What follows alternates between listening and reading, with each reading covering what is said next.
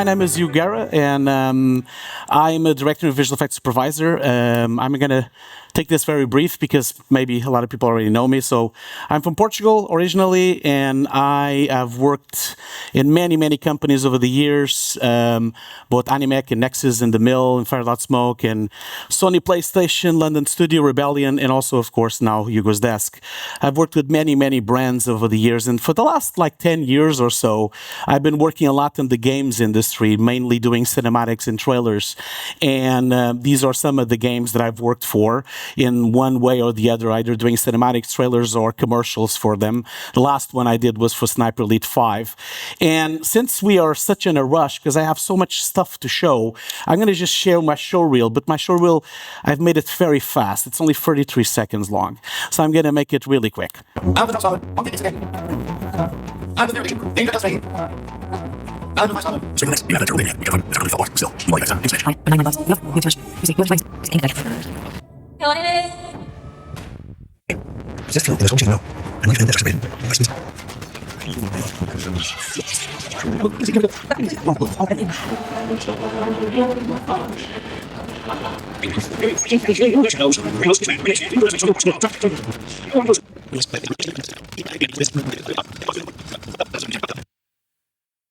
Okay, that's it.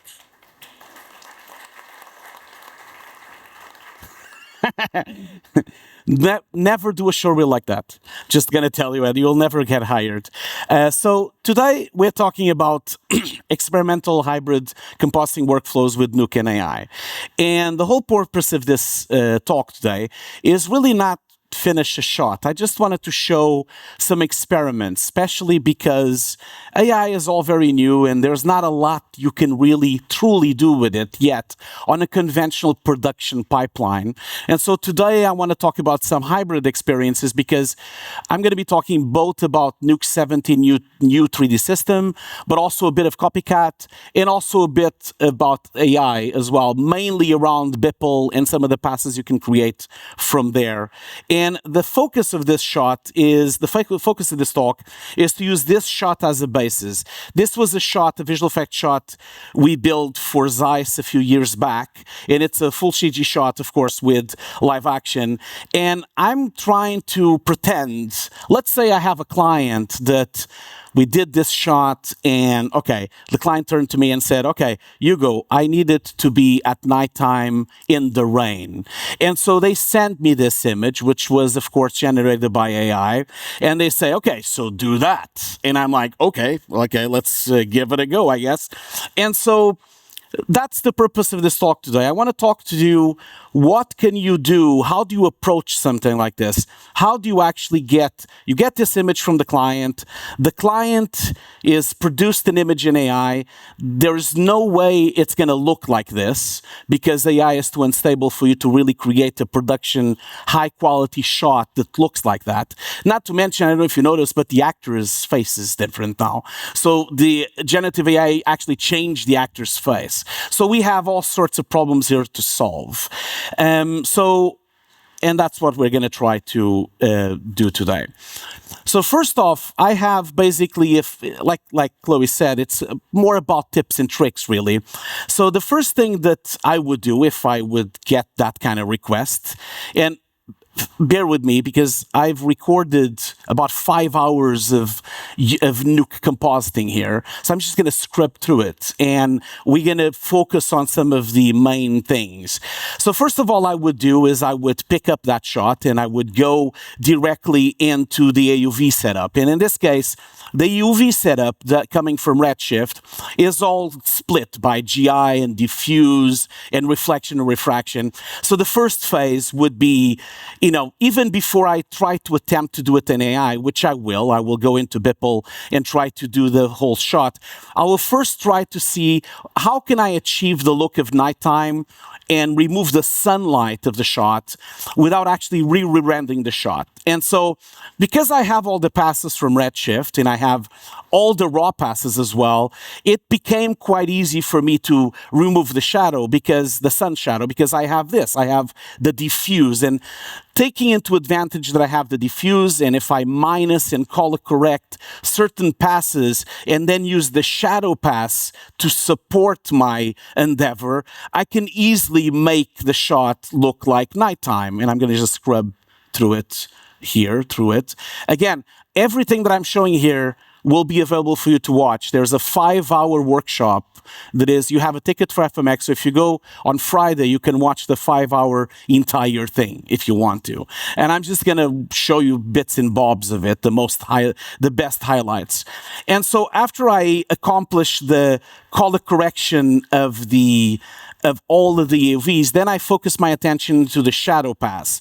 The shadow pass will allow me to negate the shadows of the sunlight, and that's kind of where I start. By using the shadow pass, then I can compensate and remove the light from the diffuse, and also remove the light from the main sun dome light that I have from Redshift, and I can also basically remove it from the reflections and the speculars. So that's at least one thing kind of solved. And as I go through this thing, and I'll just bear with me, I then get my attention into the lake, because of course the lake right now is on daytime, and that's a problem because it can't be at daytime. And so of course that means that I have to remove the sunny sky and I have to color correct. And because I have all the refraction passes and I have the different layers, I can easily make it almost like looking like nighttime.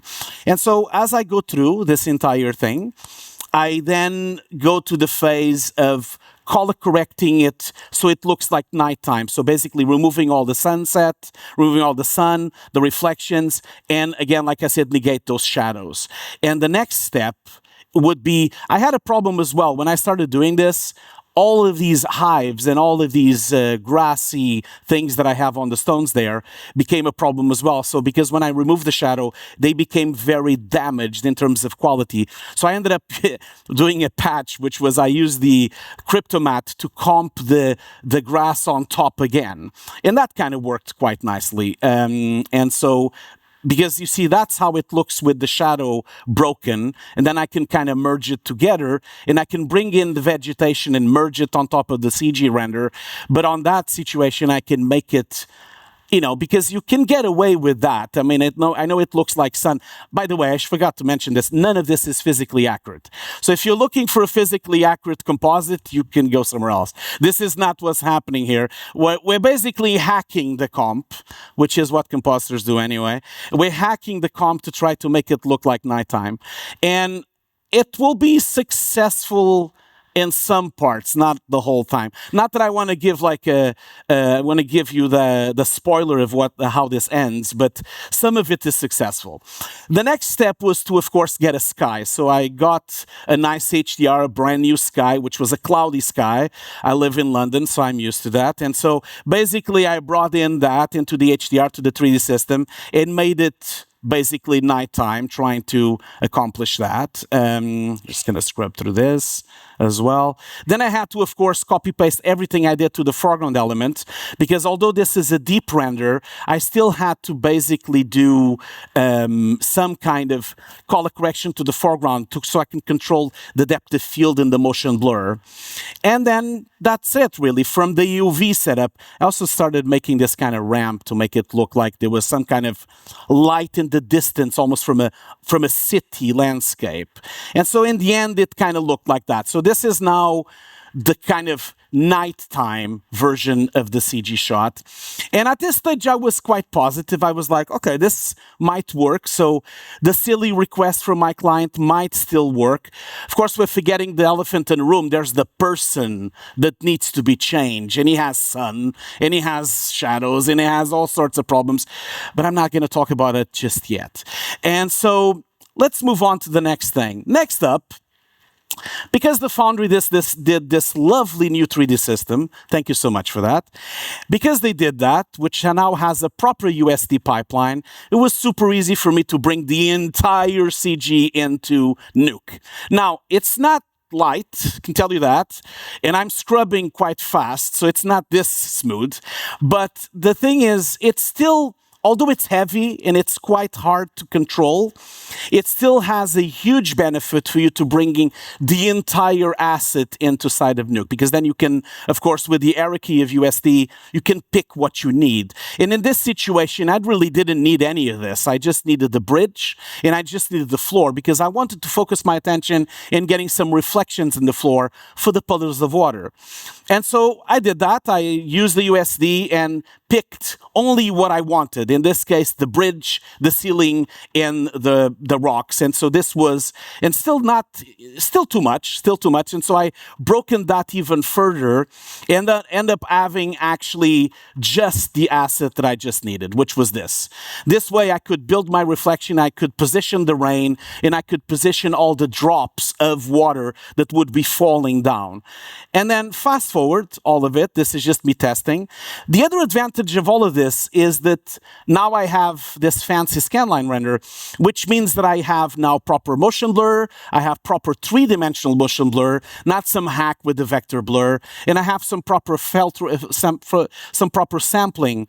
Of course, keep in mind that the more sampling you have, the slower it will get. And so it's a matter of you trying to experiment to see if you can get it to work to your advantage. And of course, you can do reflections. Now, I know this looks ugly, but this is gonna go somewhere, okay? I promise you that this is gonna go somewhere. And it's not the most beautiful reflection in the world, I know. And I'm sure you guys will make it work better in the future. But, it is a start. At least it's a reflection. Hey, we never had reflections. It's like amazing. We now have reflections in compositing. Look at that. It feels like so much like 2026 now. So, as I then went through this process, I then kind of like experimented. Okay, I have my HDR, now I have a proper reflection. That means I can now make puddles of water, and I can probably pretend that he's actually on a puddle of water, and I can then use masks to actually build the puddles. At this stage, that's what I thought I was going to do, because remember, this is the raw composite that I did for days and days on end. And so I kind of thought that maybe I can pull that off. But I have a better solution at a later stage, and I'll show you. So I'm going to just scrub through it. Just a second. None of this is important. None of this is important. Never mind that part. No, this is important. So this is then me experimenting. Okay, what if I bring in the actual high resolution asset? So this is not the entire scene. I asked my CG artist, can you make me a more high quality version of that floor? Because the floor, of course, had processing in CG. It had bump maps and it had extra bumpiness that was not in the actual geometry. So I had to, for it to match, I had to ask him to build me an extra step so that I could then replicate that reflection. And so I continued on and experimented with filtering, experimented with motion blur. It's all a big experiment and trying to get the reflections to work. And at some point, I was happy enough with this. Remember, as any composer, I always try to move ahead with everything at the same time. So I try the reflections, see how they go, then try the rain, see how it goes, then try the dew to see how it goes, and it all at the end, somehow it will come together. It might not come together, though. I already warned you that this might not go anywhere. But, it doesn't matter. That's why I put experimental in the title, so I can get away with it. So it is an experiment, all of this. Think of it like a lab. We're just experimenting. And I'm proposing pipelines and proposing things that you could try. So let's move on to the next step. This was one of my favorite ones, which was the rain. Now, the rain was, because now I have access to this awesome new 3D system, I can now pick up all these lovely pieces of footage, real footage from ActionVFX. They were very kind to give me a bunch of footage that I can use on this presentation.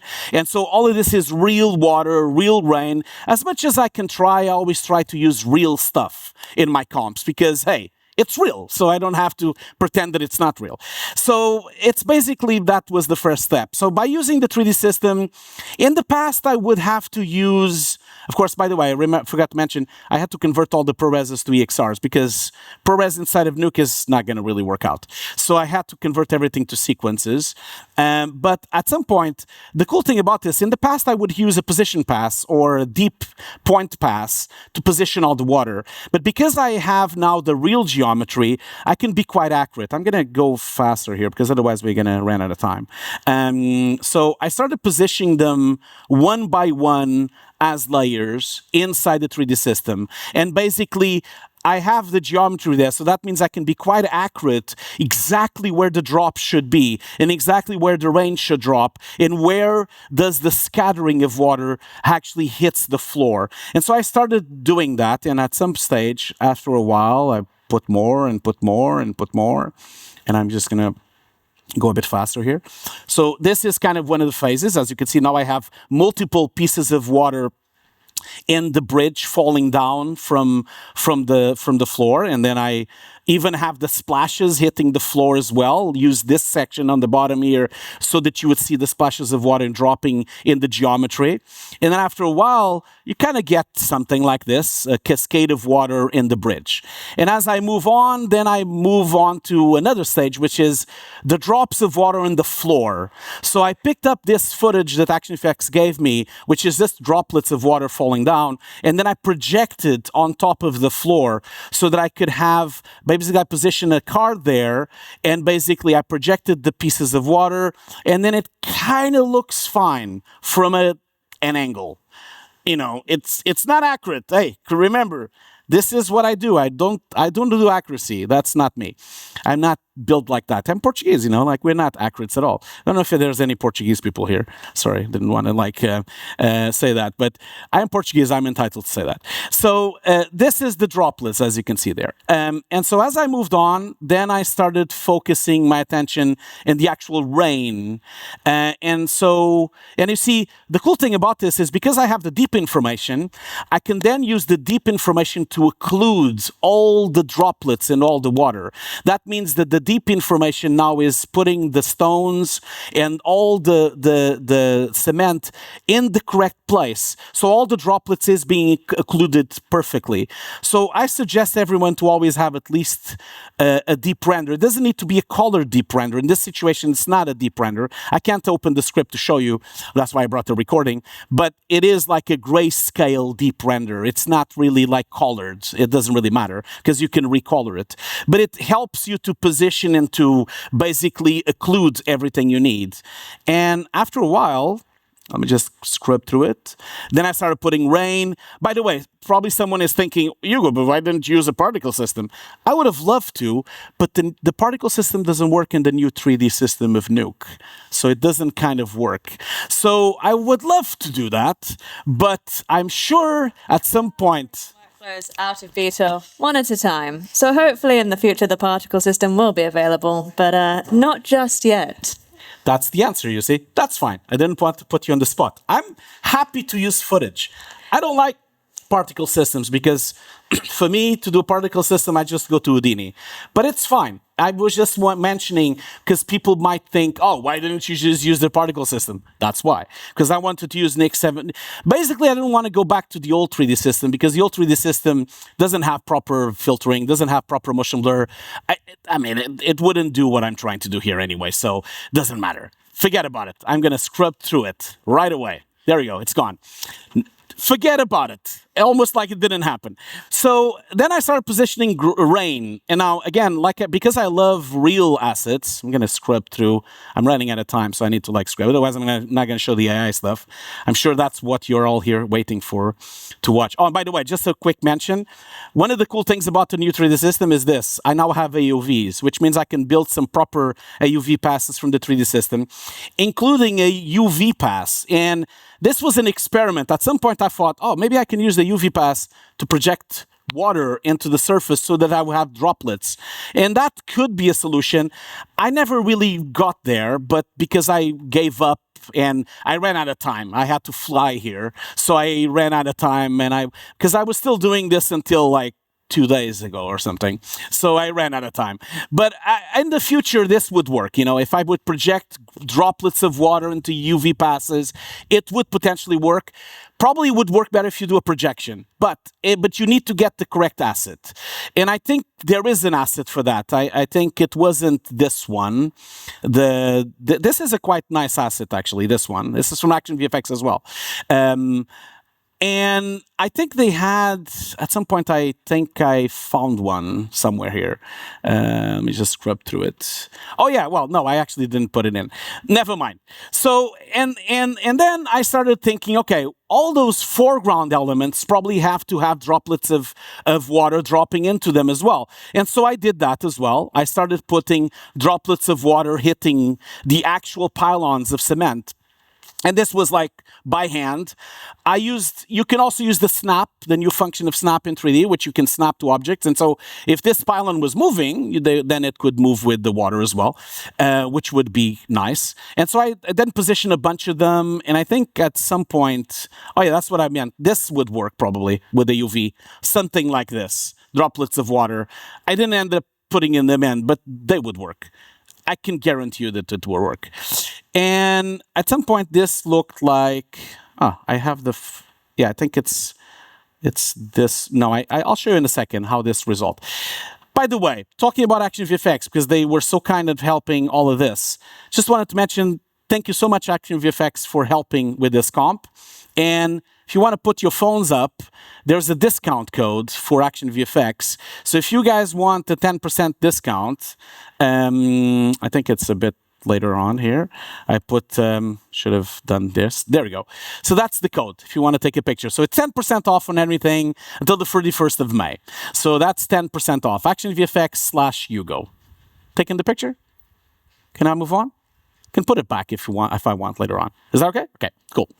Let's move on. Then, more stuff. Because I was going to eventually relight the CG to try to make it nighttime, I figured that maybe I would just check if I could do it in the actual normal spas that I have from CG. And so that experiment was fine. So I'm using the template from the Foundry for relighting, using the normal spas in the position pass.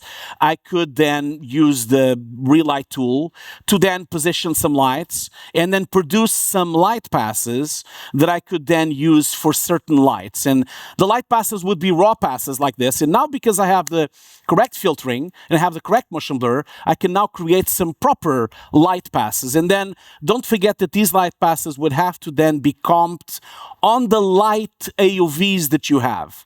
So don't just put them on top or multiply them. Go to your diffuse section of your AOVs and then multiply them inside the lights. In this case, on this shot, I have a dome light, I have a sunlight, and I have a GI. And so you would have to go into your sunlight, reduce the sunlight, and put your extra lights. Imagine if you had lamps or if you had any kind of lights that would be there. And so that worked. I was quite happy with that pipeline.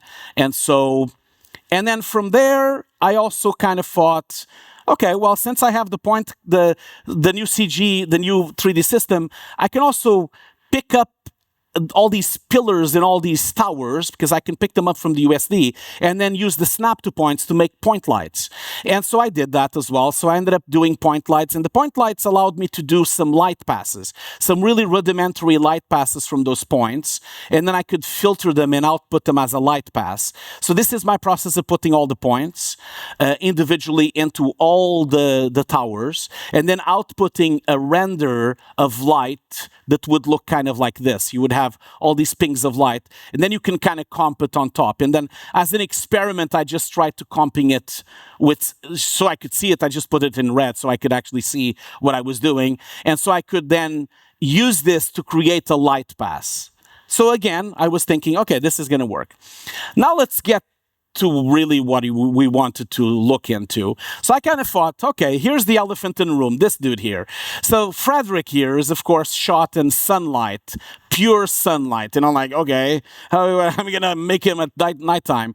So eventually in the past, I would have to go to my CG department and I would have to do a rotomation of his body and have a scan of him. And then eventually I would have to make a normal spas or to do a relight. But because now we have such sophisticated machine learning tools, my proposed pipeline for all of you is that from now on, you should go and try to build, this is me exporting, by the way. I'm exporting the footage with lower exposure because AI and machine learning doesn't really like overexposure. And so I'm exporting down, converting it to 2K because most of the tools are not really gonna work with 6K. And then everything I'm gonna show you here was done in Beeple AI. But you don't need to use Beeple AI. And in fact, I'm not paid by Beeple. I don't only use Beeple, but you could do this with Griptape. You could use this on any other AI tool, any of the many AI tools that are out there. And in this case, Beeple was one way of doing it. And Beeple produced this. It produced a set of PBR passes. And the PBR passes come from basically you selecting the character, selecting the subject, and basically then you can output a normal pass, you can output a roto pass, you can output this, which is my favorite part, which is a base color, which is a diffuse pass. And after that, it's not perfect. Don't get your hopes up, okay? It's not perfect. It flickers, it's low resolution, it has all sorts of problems. But I exported it all out, maximum 2K, and I ended up having, just gonna scrub through this thing. End up having this. As you can see, his face is a bit low quality. He has some nasty edges as well. And so I kind of felt, okay, this could work, but it's a bit rough. It's a bit rough in the edges. And it's also, it flickers a lot. Look at that. So it has like a lot of flickering and a lot of problems in terms of stability, like most AI tools. But it doesn't matter. This could be treated. You can use CopyCat to deflicker it. You can use Deflickering from Furnace. You can use DaVinci to deflicker it. There's a bunch of ways of you upscaling it, deflickering it. Most of the time I use CopyCat for that, but there's other ways as well. But the advantage of this is that you get this. You basically get, you basically get this. You get a base color, which has no shadows and no lights. It's very unstable. As you can see, it has a lot of shadows. It has a lot of flickers. But then also from there, you also get, of course, a rotoscope. And I get a depth pass as well, created from the system. I then get a shiny specular pass as well. I get a roughness pass as well, and I get a normal pass as well. Then from here, I can then go into Nuke, and they've created a really nice piece of sophisticated plugin for Nuke for you to then. Oh, by the way, this is me experimenting one thing that failed, which is I thought, okay, since his face is very low resolution, might as well just export just his face. And so I did that. I went to Beeple and just did his face. And then I thought I could comp his face on top, just the face. And this kind of worked, but it didn't. Because I couldn't get the deflickers to work because they were deflickering in different places. And so it's like I had a deflicker in one place from the raw plate, and then I had the flicker on the face, and I gave up. I just gave up because it was too painful. And so I ended up not using that. But it's a potential pipeline if you can get it to work. I couldn't get it to work. And I thought that maybe the best way is to just do it by hand. Potentially animating it by hand, the flicker and the exposure changes probably works. I didn't do that. I didn't try that because I was trying to do this in a hurry, trying to get this across the line. And so, because this entire thing you're watching, this 5-hour workshop you're watching here, it was the product of like 5 days or something like that. So I was in a rush because I had to get a plane to get here. So then, of course, I tried CopyCat. I love CopyCat. And CopyCat did deflicker some of it, but I think I needed more. I think I ended up processing it with the 390 RTX 390 for like 8 hours or something. And I got some of the deflicker gone, not completely. I think I needed several days of processing for it to get there. this is the story of our life now. Now we have AI, but it brings so many other problems into the place. So it's like I'm solving problems, but I'm creating new problems. So it's fine, I love a challenge. It's great. One thing I must say that do not use this. Beeple has a wonderful tool for doing HDR lighting, like you see there, which is really nice. But their light tools, they're really not good. Don't use them. Look at that. That's just too much shadows, too much contrast. They're just useless. And I felt that I need to contact them and tell them this is not okay, guys. So you should really work on this.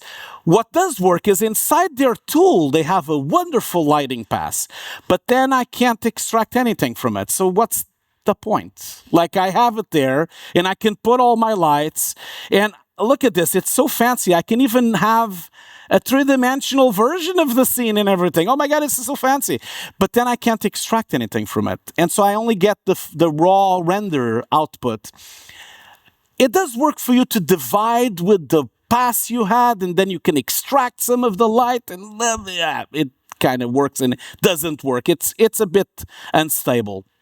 And so, but I did do it. I ended up going to Nuke and I divided the color by the raw, and I managed to get a light pass, black and white light pass, and then I could use this to light the scene. So that's a potential pipeline where you go to Beeple or to any other AI tool, you make your light pass, and then you upscale it to 4K, and then you try to deflicker it, and then you can try to use it for relighting. It works kind of, like everything in life, I guess. Let's now move on to the next thing, which is my favorite topic. Now, my client, of course, thought that I could just do this by using AI, and I thought that too. And so I thought, okay, what if I use the AI tool, the generative AI? I'm not a fan of generative AI. You guys probably know that from my streams and from my live streams. I'm not a big fan. But putting apart all my problems with it in terms of environmental problems and copyright problems and all the ethical problems, let's just forget about it and not think about it for a moment, and let's just use it and try and give it a go. Not that I would use it in production, but I think all of us have to try stuff. We need to use these tools and try them and see what can be achieved. And so I thought to myself, okay, what if I try to do a reflection pass in AI that I can then use as a AOV for my render? Instead of having to render the rain and the reflection in CG, I tried it in AI. So this was, again, renders. AI is really good at doing one frame. And so I got that frame, really nice. All these frames look nice. This is a bit too glowy. All these are test frames. As you can see, really beautiful, very beautiful reflections and waters, and they all look fantastic. I have multiple versions. Like everything, it spit out wonderful frames. Look at this. One thing, keep in mind, is that the face keeps changing. So the actor keeps changing all the time. It's always a different actor every time I do a frame, which is not going to be easy for us, is it? So it's just really random, it's super random. Again, forget about all the environmental and ethical things. Let's just look at it as a compositor, what can I do with this piece of crap? So, okay, the actor keeps changing. These are all frames. I tried with black backgrounds. Okay, can I maybe extract it? Wonderful, looks fantastic. All these frames looked fantastic. They look realistic. I tried silvered. Maybe I reflection pass. Maybe I could, oh, by the way, have you noticed that the background is always different? I didn't ask for him to build a background. He just randomly placed the background there. That's fine. I can live with that. I have the Roto. I can Roto him. That's not a problem. I was really getting excited about all these frames. I was like, oh my God, this is going to work. Maybe I can make it like the Invisible Man, and I can make it with water or something like that. Oh my God, this is going to be amazing. And I was like, oh my God, I'm getting so excited. And then I thought, okay, I'm enough of all these tests with frames. Let's do a video. See what happens. I'm sure it's going to work, right? Let's go. Let's have a look. Oh, by the way, I then thought, what if I can just look at it, what the footage, the raw footage, does that work? Oh my God, he looks wet. He looks amazing. This is going to be the best shot ever. And I thought, you guys at FMX, you're going to love this. And then I thought, okay, I'm surely these frames, then I loaded to the sequence and it'll work, right? It's going to work fine. So this is what I got. So this is the first one. I got this. And I'm like, oh, okay. The camera's wrong and he's sliding like Michael Jackson. Okay, that's fine. That's fine. I can work with that. Okay. Oh, now he's sliding in a different manner, but now it's daytime. Okay. I'm sure. Oh, there's a car there now. Oh my God. Where is what? Okay, fine. There's a car now there. Okay. Let's move on. What about this? Okay, well, this could work. Okay, this is more stable. But there's a glow now, and it's silver. Fine, maybe. Then I kind of thought, okay, maybe I should take him out. I got this. This was the closest I ever got. Although there's all sorts of problems with, look at this. Look at that reflection. Beautiful morphing going on there. Look at that. It's like morphing. It's like the Michael Jackson music video. It's wonderful. So yeah, okay, this is one of the best ones I got. And then I got the one next. This is the one I used. This is the one. Okay, I can work with this. This kind of works. Let's not forget that this is only HD, by the way. I could not extract it more than HD. So my comp is 6K, by the way. I forgot to mention that because we're watching it in HD here. The comp that we delivered is in 6K.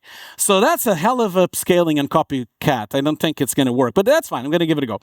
Then I kind of went back and said, well, I'm doing this wrong. Maybe it's my prompts. Maybe I'm not good enough with prompts. Let's try it again. Oh, now the rain is frozen. Okay.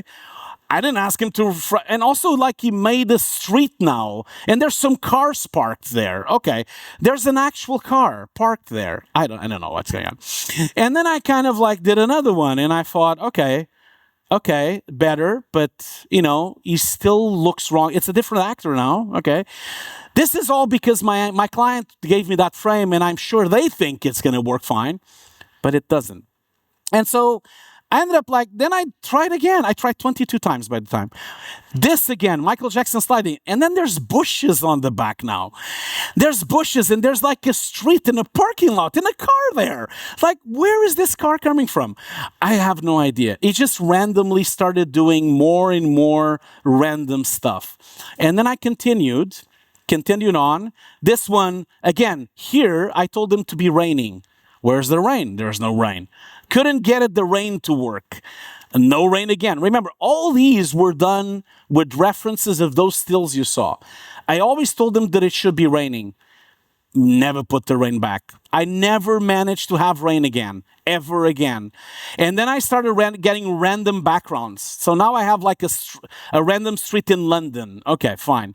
And then I get another random street. That's fine. And now he has water coming out of his arms. Not that I can do anything with that, but that's fine. And now he has a wet shirt and he has water coming out of his arms, but it's frozen water behind. And I'm like, okay. And then he's in a factory and he's silver now. Okay, that's fantastic. Like, why don't we use that? He's a silver man. He's a silver surfer now. Now he has a lot of water. It's like he has splashes all over the place. It's like, my God, this is getting worse. Like, what am I doing here? What am I doing with my life? Now, I don't know. I kept trying to have him wet because foolishly I thought, maybe I can only have him wet and then comp him only wet into the scene. Not to mention that I could never get the wetness on the shirt like you saw in the frames, ever. Because the frames were much better than the video. I never managed to get there. And for a moment I thought it was my fault, but it's not. I don't think it's my fault. It's because it's not consistent. It's great at creating a frame, but it didn't really work out. I got like a semi-wet shirt, as you saw there. That kind of works. And I thought, okay, well, this is something. He looks wet at least. And then I kind of gave up at some point. This is my favorite. Look, that I don't even know what that is. I don't know, like it, and I'm at the back, like moving a bit, and everyone is frozen. I don't know. Oh, he's sliding in the back as well. Look at that. It's like, it's like. Oh, and by the way, look, I love this. It used to be that there was a sound guy there. Now there's a cameraman, a brand new cameraman. Like, I don't know who that is. Like, it's someone that's never been on this shot. That's fine. And then, like, okay. Suffice to say, I gave up. And this was my final one. Suppose the prompt was heavy rain. That was what that shot. So I gave up and I was like, okay, surely I can do something with that. So I kind of thought, okay, this is probably the best reflection I'm going to get. I surely this should work. I mean, I can probably get something out of that. I don't want it to be like all for nothing. I spent the money on the AI thing, spend my credits. I spent hours and hours, the 22 versions. Something must come out of it. And so I picked it up, I upscaled it in CopyCat, and I picked up this reflection. And then I ended up like, this at this stage is me forcing this into the shot. And basically I use the Cryptomattes and basically use that Cryptomatte to then roto just that reflection and then merge that reflection, the Beeple fake reflection, into the reflection passes. And I got somewhere. I'm running out of time, so I'm going to rush through this. So I got it somehow working, and kind of, again, you can watch this on the Friday workshop. It's all detailed there. It's a 5-hour long trek. So I then had I really also, there was a moment I thought, oh, this is a nice reflection to have on the top there. But because it was so unstable with the morphing, I could never fix it on the CopyCat thing. It never really managed to be stable enough. But I managed to get the reflection to work on the floor. And so I got something working like that. So I got it as a fake pass. And then from that moment on, merged it on top, multiplied it on top, and that worked. Now, then I went, okay, I must do something with the wet shirt, right? Surely I can do something with that as well. And so I ended up like, okay, let's see if I can maybe use one of these guys and use the Roto. Basically, since I needed just the shirt, I went to Beeple and got just the Roto of shirt, like the Invisible Man. So I got this out of it, That was automated, by the way, which is really impressive as an automated Roto. Also, the hands are wrong, but it doesn't matter. I'm just like trying to get the wet shirt. So I kind of thought, okay, maybe I can comp him on top and try to get the wetness on him. Of course, I had another problem. I could multiply him, upscale the wetness, and use the Roto of the shirt and put him on top. But then he has sunlight again now. So now I have to pick this up, go to Beeple again, and remove the lights again, and then bring it back again. And at this stage, I'm like, it's a copy of a copy of a copy of a copy. So that's why I said this is experimental pipelines. Some of this stuff works, and I'm not that intelligent. I'm sure a lot of people in this room are more intelligent than me. I'm sure one of you will figure it out. But I'm just like making sure you understand that there is a potential here.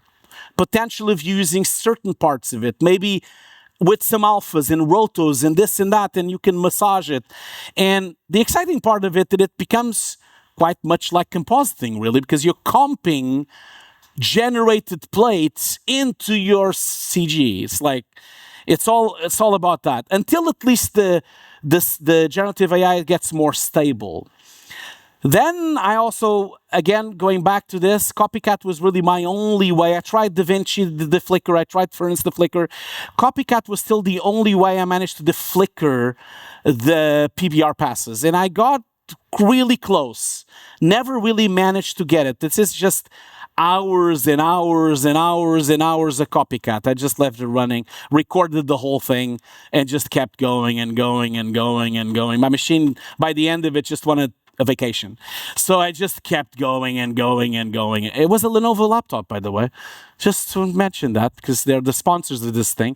It was a Lenovo laptop, very fancy laptop that I got. So, and it worked really well. It has a 390 RTX and 24 gigs of VRAM, and it worked lovely on the 6K plate. It worked on the 6K plate, by the way. Okay, so then let's put all of this together, which I didn't accomplish. I only have 7 minutes left, but I'm going to get right into it.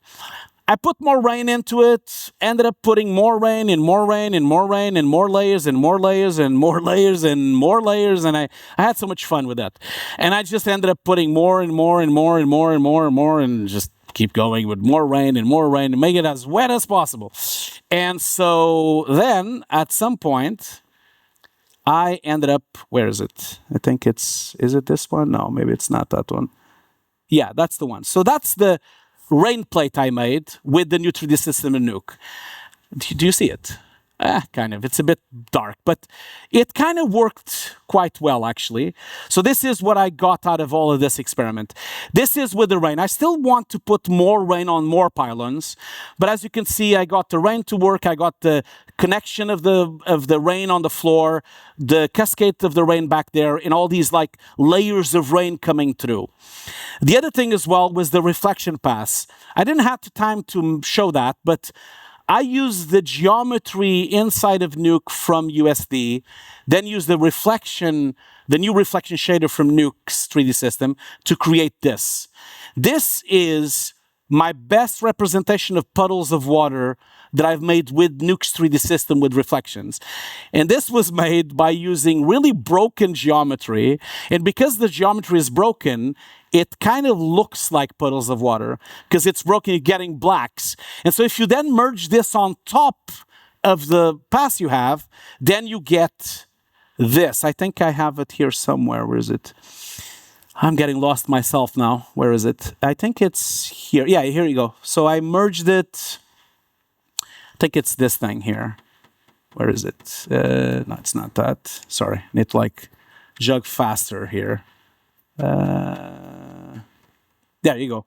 So you see that that's the puddle of water. Oh, this is the dude. This is a bit later then. This is me just trying to put him into the scene. I didn't really finish that up, but you see what I mean. Like that kind of looks like a puddle of water. Starts to look like that. I've never finished really the connection of his feet. I need to work on that, and I need to work on. Like I said, I didn't finish this thing, but I will. To be continued on my YouTube channel at some point. So this is as far as I got with him with the nighttime light. I've changed his shirt color, by the way, because I thought it was appalling. It was white. So I had to have some kind of color. But you saw how unstable it is. You have all sorts of flickers. Look at it. I know it's subtle, but his top flickers and changes color, his face. So there's all sorts of issues that still need to be addressed. This is now the new reflection, which is a combination of the AI generated reflection. It is there, a little bit of it is there, together with the new 3D Systems reflection pass with motion blur and filtering, heavy filtering. Took like an hour to render, but it looks like puddles of water. It does look like puddles of water. And now my plan is to like multiply and comp some raindrops flying into it, and then it will be fine. And then I'm going to get ActionVFX plates to get the puddles of water out of his feet as well, when he's like stepping on it as well. And so this is kind of where I end up with the rain, with the reflections, with the nighttime. And there's a lot of things that I love here and a lot of things that needs to be fixed. You know, like it is working. I also, by the way, I forgot to mention, I put a lot of reflection infants onto the actual CG, the layers, the AOVs, so that it looks more wet. But a lot of things worked. This water on the back there worked. The rain worked as well. I thought the reflections worked. The droplets of water worked as well. Then I ended up putting that puddle. It's a bit later on. I think it's this one. No, it's not this one. Sorry, wrong one. It's this one here. But as you can see, it pieces of it work. Other pieces don't work. So I never managed to get to that AI image that my client showed. So, in conclusion, because we have 4 minutes, right? Yeah, cool. In conclusion, in the future, in the year 2000, I guess, we are going to have a lot of AI slop. It's going to be everywhere. You guys are going to have to prepare for that. And you have to try it and you have to experiment. As much as you hate it, I hate it, but I had to experiment. And there's potential pipelines here. But with great power gets great responsibility, because you need to be careful what you use. You need to be careful with all the legality around it. But the problems still come around. I still have to try to read the mind of my clients. My clients still think that it's just a one push button. It's not. That was five days you just saw there. And I didn't finish the shot. Because this is still the problem. You still cannot get all three of them as much as you can try. You cannot. you can never get good, cheap, and fast. You try to put the slides, try more and more and more, it's never going to work. So my advice to everyone is to experiment with generative AI, experiment with machine learning. You saw that the PBR passes are impressive, and from now on, I will always process PBR passes of normals with all the footage I have, because just the fact of having a normals pass from footage is amazing. It's like, it changes everything. That's what I feel. Anyway, that's it.